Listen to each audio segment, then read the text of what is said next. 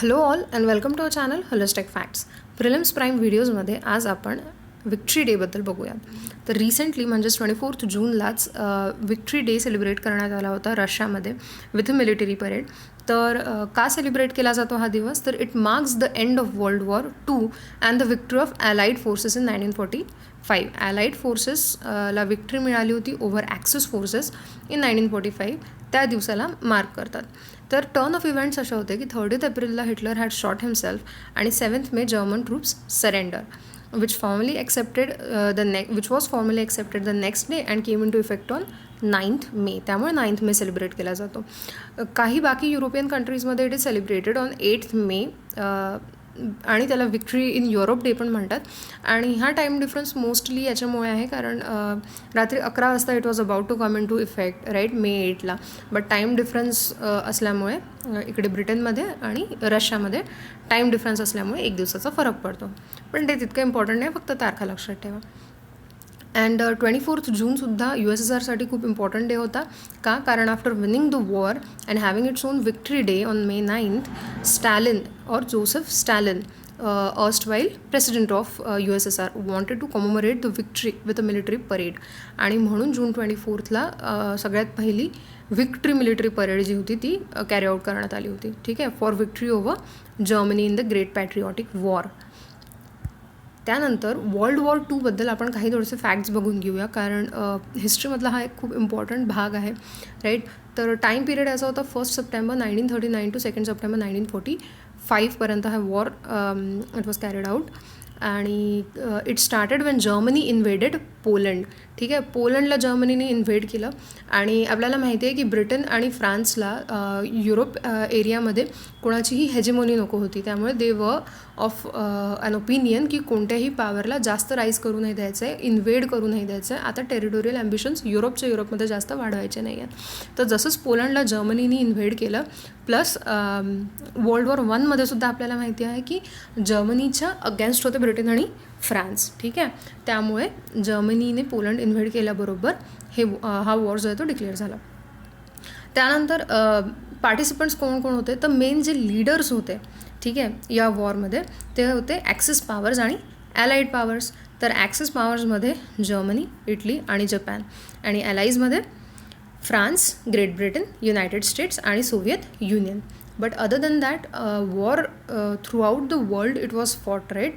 आणि वेगवेगळ्या countries direct आणि इनडायरेक्टली यात इन्व्हॉल्ड होत्या. ठीक आहे, आणि हळूहळू स्टेप वाईज काही कंट्रीज याच्यात ॲड होत गेल्या. ॲलाइज आणि ॲक्सिस पॉवर्समध्ये इमिडिएटली सगळ्या कंट्रीजमध्ये वॉर सुरू झालेलं नव्हतं. Then this was the bloodiest war. ठीक आहे, 40 to 50 million deaths occurred in the World War II. So it was the largest in the history and the bloodiest in the history. ठीक आहे. Then आपण जसं की आधी बघितलं की स्टेप वाईज काही कंट्रीज एंटर झाल्या होत्या. तर Germany poked USSR when it tried to invade USSR and USSR entered in the war in 1941. ठीक आहे, 1941मध्ये USSRची एंट्री झाली कारण जर्मनी युरोपमध्ये कॉन्कर करत होता right. It was becoming more and more confident and it try to invade USSR. आणि त्याच्यानंतर USSR entered the war. आणि second important power that entered late in the war and was probably one of the main reason for the win to the Allies power USA होता. ठीक आहे, तर Pacific रिजनमध्ये war सुरू झालं जेव्हा जपाननी American naval base at Pearl हार्बरवरती अटॅक केला होता. पर्ल हार्बरवरती आपल्याला माहिती आहे एक मूवी पण आहे. It was one of the turn points in the World war 2 एवढं लक्षात ठेवा. ठीक आहे, तर USA entered this war after attack on Pearl Harbor. तोपर्यंत money power USA was supplying but it was staying away from the war कारण first world वॉरचे repercussion सगळ्यांनी बघितले होते. ठीक आहे, तर पर्ल हार्बरसोबतच अमेरिकन, डच आणि military installations throughout Asia यांच्यावरती पण अटॅक्स होणं सुरू झाले होते. Now it became a full blown big war. Then एंडमध्ये सगळ्यात इम्पॉर्टंट इव्हेंट काय आहे तर atomic bombing of Hiroshima and Nagasaki. पहिल्यांदा तर USAची एंट्री झाल्यामुळे आणि USSRची एंट्री झाल्यामुळे हे दोघेही जर्मनीवर सुद्धा हावी पडत होते. प्लस जपान ॲक्सिस पॉवरकडनं Japan was one of the mightiest power. ठीक आहे. चायना, रशिया ह्यांच्या रिजन्समध्ये जपानने ऑलरेडी इन्व्हेड केलेलं होतं. त्याच्यानंतर आयलंड्स, वेगवेगळ्या ॲलाइज पॉवरचे आयलंड्स वगैरे जपाननी कॉन्कर केले होते पॅसिफिकमध्ये. ठीक आहे. तर त्याला चेक करण्यासाठी USA डिसाइडेड टू न्यूकम. ठीक आहे. आणि त्याच्यामुळे लिटल बॉय आणि फॅट मॅन हे 2 ॲटॉमिक बॉम्ब्स जे आहेत ते डेटोनेट करण्यात आले होते हिरोशिमा आणि नागासाकीवरती रिस्पेक्टिव्हली. तर लिटल बॉय हा रिलेटिव्हली फॅट मॅनपेक्षा थोडा कमी इंटेन्सिटीचा होता. फॅट मॅन नागासाकीवरती डेटोनेट झाल्याबरोबर immediately 90% of the city was wiped out आणि ऑलमोस्ट 80,000 लोकांचा जीव इमिडिएटली गेला होता. आणि त्यानंतरसुद्धा tens of thousands of people suffered from anomalies, nuclear fall out, disabilities and death. ठीक आहे. तर ह्यात हे जसंच झालं जपान सरेंडर्ड आणि Japan was knocked out of the war. आणि हळूहळू जर्मन पॉवर तशीही कमी होत होती. तर it started the backing of the axis power. त्याच्यानंतर इंडियाचा काय रोल होता वर्ल्ड वॉर 2मध्ये, इथे आपण हे थोडं शॉर्टली बघूयात. इंडियाचा तसं तर खूप इम्पॉर्टंट रोल होता वर्ल्ड वॉर 2मध्ये, सॉरी नॉट 1. सध्या आपण 2बद्दल बघतो आहे. Then while officially Indian army fought on the side of ॲलाइड forces, many prisoners of wars fight beside the axis power. तर हे एक युनिक फीचर आहे. ठीक आहे. ऑफिशियली आपण ॲलाइजकडनं होतो कारण आपण ब्रिटनची कॉलनी होतो. बट आपल्याला माहिती आहे मोहन सिंग यांचा ब्रेन चाइल्ड होतं आहे की रिट्रीटिंग आर्मीसोबत वापस न जाता आपण प्रिझनर्स ऑफ वॉर्सला जमा करायचं आहे. साऊथ ईस्ट एशियामधल्या प्रिझनर्स ऑफ वॉर्सला जमा करून आपण एक आर्मी बनवूयात which will liberate us from the Britain's influence. Right. ही त्यांची म्हणजे हा त्यांनी विचार केला होता आणि आपण एक आर्मी बनवली होती which was later led by आपले सुभाषचंद्र बोस. राईट. तर हे लक्षात ठेवा, इम्पॉर्टंट इव्हेंट आहे.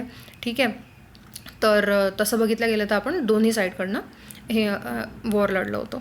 देन अप्रॉक्सिमेटली 2.5 मिलियन मेन वर इन्वॉल्ड. त्यामुळे तुम्ही बघू शकता इंटेन्सिटी आपण भरपूर सोल्जर्स प्रोव्हाइड केले होते. Almost 80,000 of them had died. ठीक आहे. बट झालं असं की because we were not a power at that time, allied किंवा ॲक्सिस फोर्समधले आपण पॉवर्स नव्हतो. तर आपलं contribution was unnoticed for a long time. It was unacknowledged. आतासुद्धा थोडे बहुत मेमोरियल्स वगैरे कुठे ना कुठे होते.